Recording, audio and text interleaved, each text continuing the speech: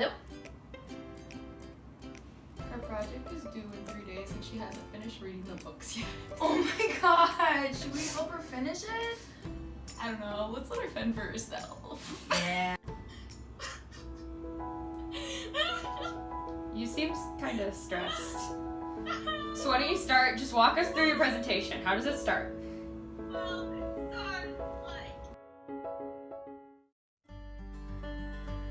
In this video, I'll be showing you what the 3 books, Fahrenheit 451, Extremely Loud and Incredibly Close, and My Antonia all have in common through literary devices. Metaphors. In Extremely Loud and Incredibly Close, this quote is set on page 33, and one of the Thomas Shells Sr.'s letters to his unborn child was used to describe how his previous fears kept him from things in the world that make him happy. The marbles represent that he had left a great amount of regret behind. He could have easily released all the marbles, which would release himself from that regret. Once he lost his speaking ability, he just seemed to give up altogether, as if he was letting go of all of his marbles.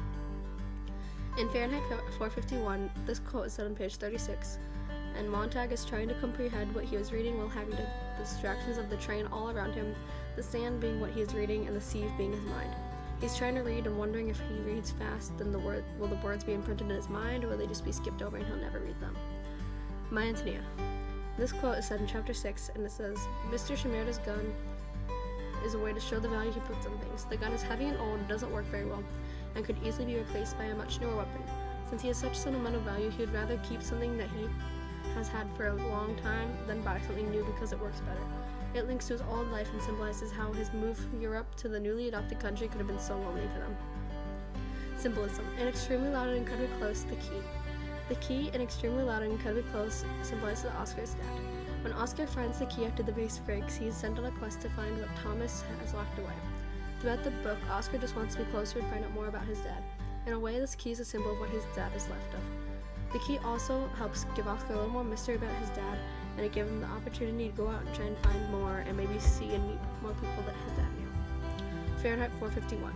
Mirrors. When Granger says that they need to build a mirror factory so they can take a good long look at themselves, it brings back Montag's remark about Clarice being a mirror. Since Clarice knew weird stuff was going on, she could see what the world as it truly was. She was able to see through what everyone was talking about with her books are bad and need to be burned. This shows that mirrors are used as a symbol of self-understanding and seeing yourself clearly. My Antonia, the Nebraska landscape. One of the more important symbols in My Antonia is the landscape of Nebraska. It symbolizes a larger idea of the human environment, the setting of where human lives and moves. Throughout the book, the landscapes mirror Jim's feelings. It looks bleak and isolated when he's feeling lonely, such as this quote, and finally, the landscape becomes a giant symbol of the past, as Jim, the lawyer in New York, thinks back to the landscape of his childhood. Personification. In Extremely Loud and Incredibly Close, this quote is set on 314.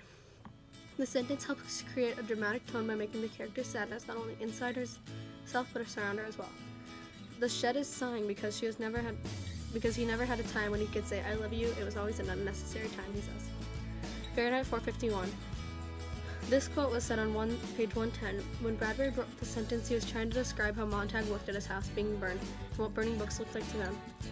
He used birds to describe the burning books because it's as if the books are flying off the shelves as they are engulfed in flames. The books are also being set free and not being held trapped in a tiny room in Montag's house. The red and yellow feathers are meaning to be the flames. The books are covered in all of these feathers as they are being burned. My Antonia. This quote is another example of how it mirrors Jim's personality. When Jim is looking over the prairie, it helps give personality when it takes on how he sees it. It has the harsh and coldness that he once said was warm and mysterious. Saying the wind spraying is a landscape of emotion and shows how animated the prairie is.